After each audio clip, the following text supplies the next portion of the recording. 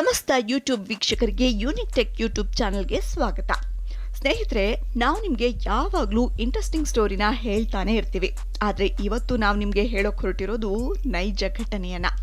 ನೀವು ಶಾರುಖ್ ಖಾನ್ ಮತ್ತು ದೀಪಿಕಾ ಪಡುಕೋಣೆ ಅಭಿನಯದ ಇಂಡಿಯಾ ವಾಲೆ ಚಿತ್ರವನ್ನ ನೋಡಿದ್ದೀರಾ? ಇಲ್ಲಾಂದ್ರೆ ಒಂದ್ಸಲ ಹೋಗಿ ನೋಡಿ. ಇವತ್ತು ನಾವು ನಿಮಗೆ ಹೇಳೋಕೆ ಹೊರಟಿರೋ ಕಥೆ ಆ ಸಿನಿಮಾಗೆ ಹೋಲತ್ತೆ. ಈ ಘಟನೆ ಒಂದು ರಾಬರಿ ಕೇಸ್ನದ್ದು. ವೀಕ್ಷಕರೇ, ನಿಮಗೆ ಬಂಗಾರ, ವಜ್ರ ಇವೆಲ್ಲ ಎಲ್ಲಿ ಸಿಗತ್ತೆ ಅಂತ ಕೇಳಿದ್ರೆ ಸಾಮಾನ್ಯವಾಗಿ ಎಲ್ಲರೂ ಜ್ಯುವೆಲರಿ ಶಾಪ್ ಅಂತಾನೆ ಹೇಳೋದು. ಅದು ನಿಜಾನೇ ಬಿಡೆ. ಆದರೆ ಈ ವಜ್ರ, ಮುತ್ತು, ರತ್ನ, ಬೆಳ್ಳಿ, ಬಂಗಾರವನ್ನ ತಯಾರಿಸೋದು ಎಲ್ಲಿ ಅಂತ ನಿಮಗೆ ಗೊತ್ತಾ? ಇಡೀ ಜಗತ್ತಿನಲ್ಲೇ ವಜ್ರದ ವ್ಯಾಪಾರ ನಡೆಯುವ ಒಂದು ಜಾಗ ಇದೆ ವೀಕ್ಷಕರೇ. ಅದು ಬೆಲ್ಜಿಯಂನ ಆಂಟ್ವೆರ್ಪ್ ವರ್ಲ್ಡ್ ಡೈಮಂಡ್ ಸೆಂಟರ್. ನೀವು ಊಹೆ ಕೂಡ ಮಾಡೋಕೆ ಆಗಲ್ಲ, ಅಷ್ಟು ವಜ್ರಗಳ ವ್ಯಾಪಾರ ಅಲ್ಲಾಗತ್ತೆ. ಬೆಲ್ಜಿಯಂನಲ್ಲಿರುವ ಆ ಜಾಗವನ್ನ ಡೈಮಂಡ್ ಸಿಟಿ ಅಂತಾನೂ ಕರೀತಾರೆ. ದೇಶದ 84% ವಜ್ರಗಳ ವ್ಯಾಪಾರ ಆಗೋದು ಅಲ್ಲೇ. ಅಲ್ಲಿರುವ ವಜ್ರ ಲೆಕ್ಕ ಹಾಕಿದ್ರೆ 2 ದೇಶವನ್ನೇ ಕೊಂಡ್ಕೊಳ್ಬಹುದು. ಅಲ್ಲಿನ ಸೆಕ್ಯೂರಿಟಿ ಹೇಗಿದೆ ಅಂದ್ರೆ, ಒಬ್ಬ ಮನುಷ್ಯ ಇರಲಿ, ಒಂದು ಇರುವೆ ಕೂಡ ಒಳ ಹೋಗಲು ಸಾಧ್ಯವಿಲ್ಲ. ಇಂತಹ ಜಾಗದಲ್ಲಿ ಕಳ್ಳತನ ಮಾಡೋಕೆ ಸಾಧ್ಯನಾ? ಇಂತಹದ್ದೊಂದು ಯೋಚನೆ ಎಲ್ರಿಗೂ ಬರುತ್ತೆ. ಆದರೆ ಅಂತಹ ಜಾಗದಲ್ಲೂ ಕೂಡ ರಾಬರಿ ನಡೆದಿದೆ. ಹೌದು ವೀಕ್ಷಕರೇ, ರಾಬರಿ. ಅದು ಅಂತಿಂತ ರಾಬರಿ ಅಲ್ಲ, ಬರೋಬ್ಬರಿ 750 ಕೋಟಿ ವಜ್ರ ಇರುವ ಹೈ ಸೆಕ್ಯೂರಿಟಿ ಇರುವ ಡೈಮಂಡ್ ಸಿಟಿಯಲ್ಲಿ. ವೀಕ್ಷಕರೇ, ಅಲ್ಲಿ ಹೇಗೆ ರಾಬರಿ ಆಯಿತು, ಯಾರು ಮಾಡಿದ್ರು, ಎಷ್ಟು ಮೌಲ್ಯದ ರಾಬರಿ ಆಗಿದೆ, ಎಲ್ಲವನ್ನ ಇಂಚು ಇಂಚಾಗಿ ಇವತ್ತು ನಿಮಗೆ ನಾವು ಹೇಳ್ತೀವಿ ವೀಕ್ಷಕರೇ. ಅದು 2003 ಫೆಬ್ರವರಿ 14. ಕಳ್ಳ ಈ ದಿನವನ್ನ ತನ್ನ ಕಳ್ಳತನಕ್ಕೆ ಆಯ್ಕೆ ಮಾಡ್ದ.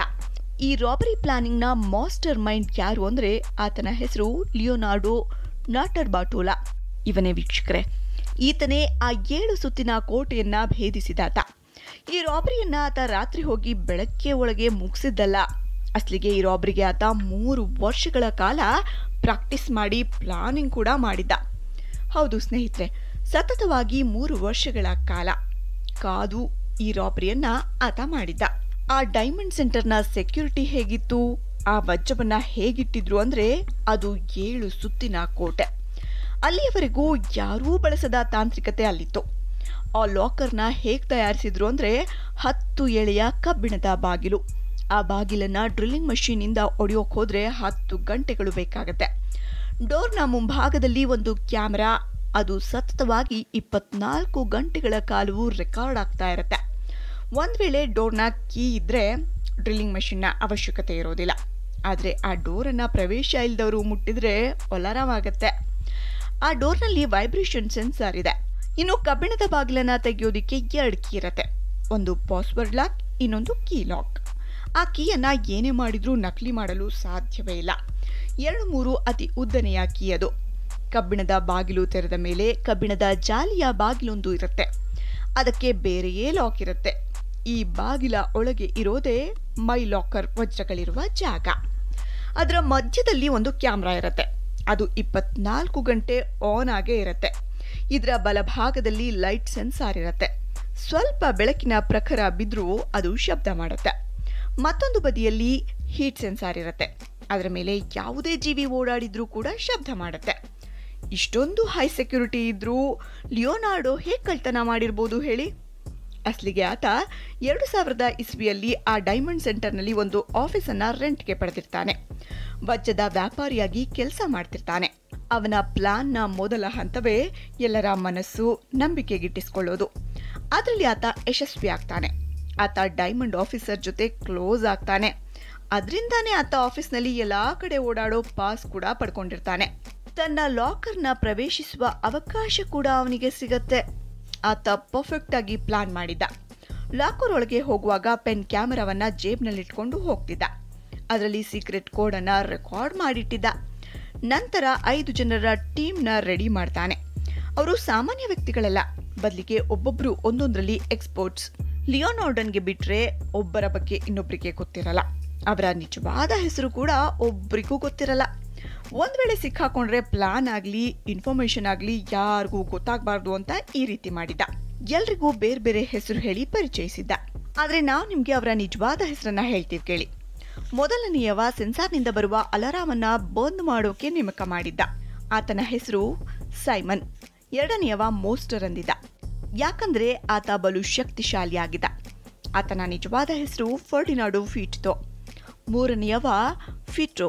ಕೊನೆಯವನೇ ಇಂಪಾರ್ಟೆಂಟ್ ಪರ್ಸನ್, ಆತನೇ ಕಿಂಗ್ ಆಫ್ ಕೀಸ್. ಆತ ಯಾವುದೇ ಕೀ ಆಗಿರಲಿ ಅದನ್ನ ತಯಾರಿಸೋದ್ರಲ್ಲಿ ಎಕ್ಸ್ಪರ್ಟ್ ಆಗಿದ್ದ. ಆ ಪ್ಲಾನ್ ಪ್ರಕಾರ 2003-2-14 ಕಳ್ಳತನ ಮಾಡೋಕೆ ರೆಡಿ ಆದ್ರು. ಆ ದಿನವನ್ನೇ ಆಯ್ಕೆ ಮಾಡೋಕೆ ಒಂದು ಕಾರಣನೂ ಇತ್ತು. ಅದು ಅವತ್ತು ಶುಕ್ರವಾರ ಆಗಿತ್ತು. ಅವತ್ತು ಕಳ್ಳತನ ಮಾಡಿದ್ರೆ ಸೋಮವಾರದವರೆಗೆ ಯಾರಿಗೂ ತಿಳಿಯಲ್ಲ ಅನ್ನೋದು ಅವರ ನಂಬಿಕೆಯಾಗಿತ್ತು. ಇಲ್ಲಿ ಮತ್ತೊಂದು ಇಂಟ್ರೆಸ್ಟಿಂಗ್ ವಿಷಯ ಏನಂದ್ರೆ, ಲಿಯೋನಾರ್ಡನ್ಗೆ 2 ವರ್ಷಗಳ ಹಿಂದೆಯೇ ತನ್ನ ಮನೆಯಲ್ಲಿ ಲಾಕರ್ನ ಸೆಕ್ಯೂರಿಟಿ ಸಿಸ್ಟಮ್ ಅನ್ನ ರೀಬಿಲ್ಡ್ ಮಾಡಿದ್ದ. ಅದೇ ರೀತಿ ಲಾಕ್ ಸೆನ್ಸಾರ್ ಅಳವಡಿಸಿದ್ದ. ಕಳ್ಳತನ ಮಾಡಲು ಪ್ರಾಕ್ಟೀಸ್ ಮಾಡ್ತಿದ್ದ. ಇದು ಸತತವಾಗಿ 2 ವರ್ಷಗಳ ಕಾಲ ನಡೆದ ಪ್ರಾಕ್ಟೀಸ್. ಇನ್ನು ಕಳ್ಳತನ ಮಾಡಲು ಹೋಗುವ ದಿನ ಲಾಕರ್ನ ಹೀಟಿಂಗ್ ಸೆನ್ಸಾರ್ಗೆ ಲೇಡೀಸ್ ಬಾಡಿ ಸ್ಪ್ರೇನ ಹೊಡೆದು ಬಂದಿದ್ದ. ಆ ಸ್ಪ್ರೇ ಸೆನ್ಸಾರ್ ಮೇಲೆ ಬಿದ್ದರೆ ಅದು ಸ್ವಲ್ಪ ಕಾಲ ಕೆಲಸ ಮಾಡೋದಿಲ್ಲ. ಜನರ ಓಡಾಟ ಕಡಿಮೆ ಆದ ನಂತರ ಹಿಂಬದಿ ಗೇಟಿನಿಂದ ಲಿಯೋನಾರ್ಡನ್ ಮತ್ತು 4 ಜನರ ಟೀಮ್ ಮಂಕಿ ಕ್ಯಾಪ್ ಹಾಕಿ ಒಳಬಂದ್ರು. ಮೊದಲು ಸಿಗುವ ಕ್ಯಾಮ್ರಾಗೆ ಕಪ್ಪು ಪ್ಲಾಸ್ಟಿಕ್ ಹಾಕಿ ಮುಚ್ಚಿದ್ರು. ನಂತರ ಬಾಗಿಲ ಹತ್ತಿರ ಬರ್ತಾರೆ. ಅಲ್ಲಿ ವೈಬ್ರೇಷನ್ ಸೆನ್ಸಾರ್ಗೆ ಅಲ್ಯೂಮಿನಿಯಂ ಪ್ಲೇಟ್ನ ಮುಚ್ಚುತ್ತಾರೆ. ಸೆನ್ಸಾರ್ ಅದನ್ನೇ ಬಾಗಿಲು ಅಂಟಿಕೊಳ್ಳುತ್ತೆ. ಅಲಾರಾಮ್ ಮಾಡಲ್ಲ.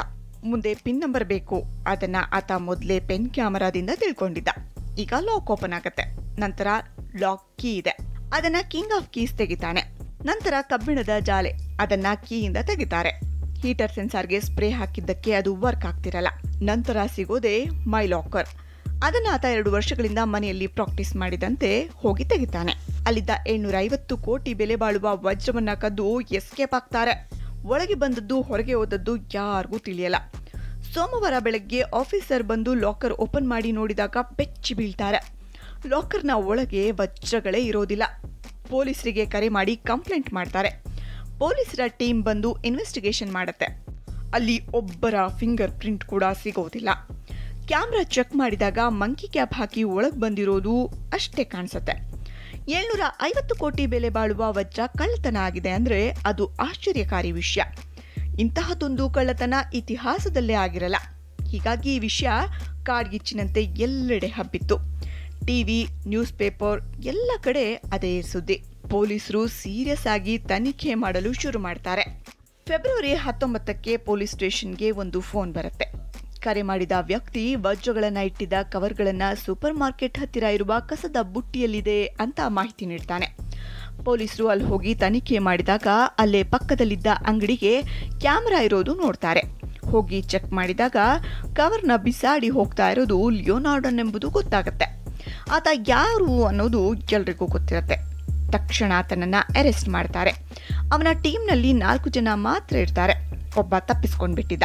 ನಿಜವಾಗಿಯೂ ವಜ್ರ ಇದ್ದದ್ದು ಆತನ ಬಳಿಯೇ. ಆತ ಬೇರೆ ಯಾರು ಅಲ್ಲ, ಕಿಂಗ್ ಆಫ್ ಕೀಸ್. ಆತ ಯಾರು, ಆತನ ನಿಜವಾದ ಹೆಸರೇನು, ಅವನು ಎಲ್ಲಿರ್ತಾನೆ ಅನ್ನೋದು ಇನ್ನೂವರೆಗೂ ಯಾರಿಗೂ ಗೊತ್ತಿಲ್ಲ.